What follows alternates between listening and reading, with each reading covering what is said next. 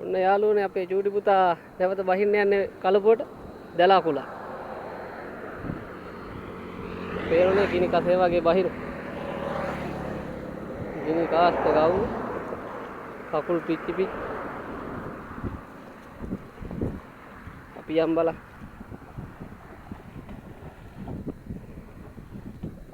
ඕ කටු තියෙනෝ.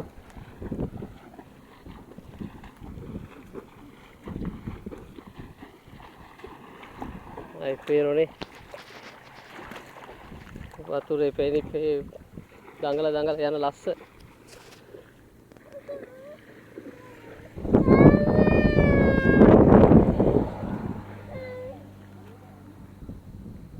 අතන එන්නක මේත්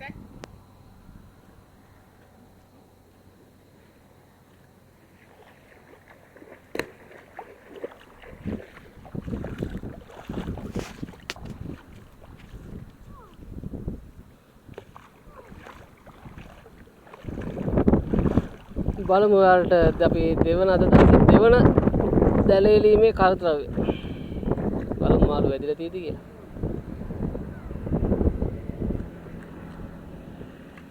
මේක ඇල්ලම් මට හිතෙන්නේ නැහැ ඇති කියලා.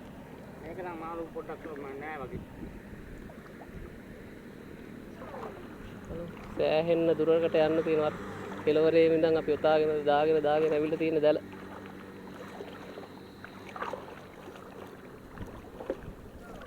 මොන වුණත් වතුර ගිනියම් වෙන රස්නේ නේ. ඔව් මේ ටික නැතුව ඇති රස් අධික රස් වෙලා දුවම් මේ අනිකර හීටරයක් දැම්මා වගේ.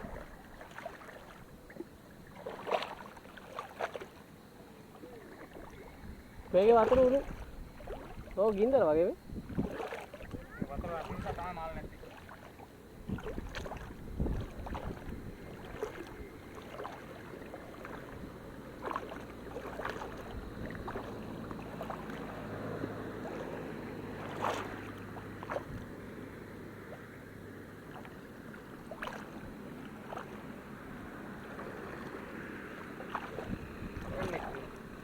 වැඩක් නැහැනේ. හිතලා දාමු. චූටි.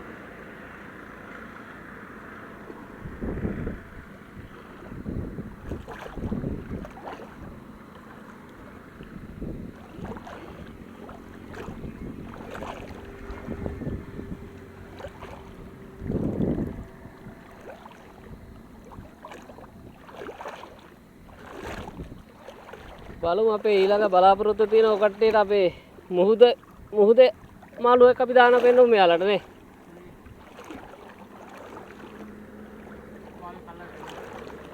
මුහුදේ නම් ඉතින් මේ වගේ දැල් දාන්න බෑ. බලමු අපි ගිහිල්ලා වෙලාවක අපේ ඔය කට්ටියට අත්දැකීමත් අපි ලබා දෙන්න.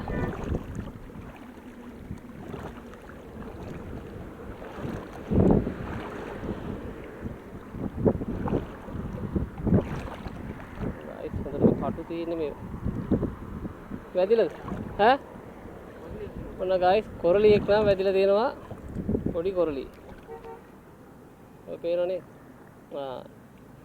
පොඩි සාමාන්‍ය සයිස් එකේ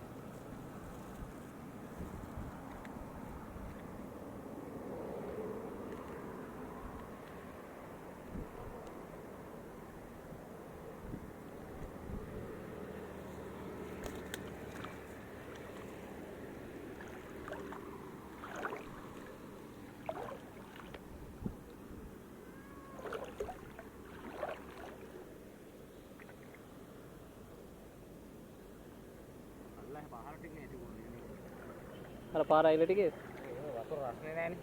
ඔව්.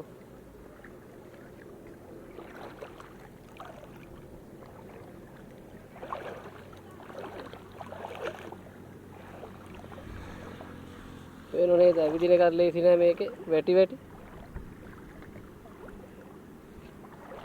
මට එරෙනවා. අන්න ඒකයි කේසේ මඩයි කටුයි තාම මට මේ අප්පිරිය මේ මොකද පෑගෙනවා අප්පා. පොඩි මාළු පෑගෙන නැති. පොඩි මාළු ඉන්න ගොඩක් නේ. ගැඩවිල්ලද ලොකු වර පත ගැඩවිල්ලද මන් දන්නේ.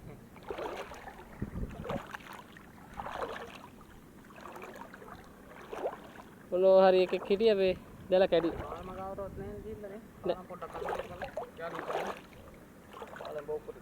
පේරනේ වතුර හිඳිලා තියෙයි. වතුර ප්‍රමාණය අඩුයි පේරනේ. පාලම යටින් එන්නවත් වතුර නැහැ දැන්.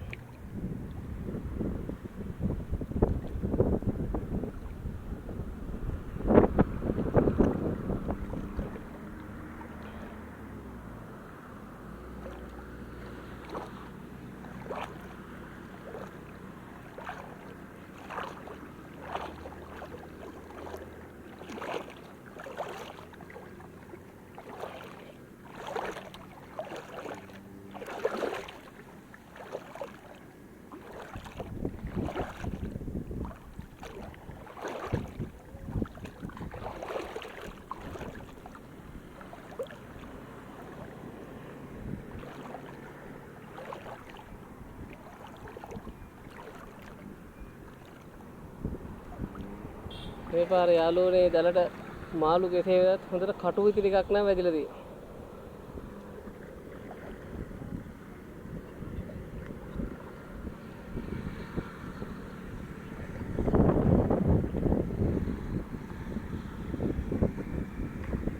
ඔය යාළුවනේ තවත් කොරලියෙක්.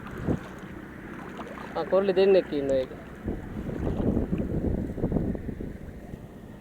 පොඩි සාමාන්‍ය සයිස්. පේනවනේ සාමාන්‍ය සයිස් කොරලි දෙන්නේ.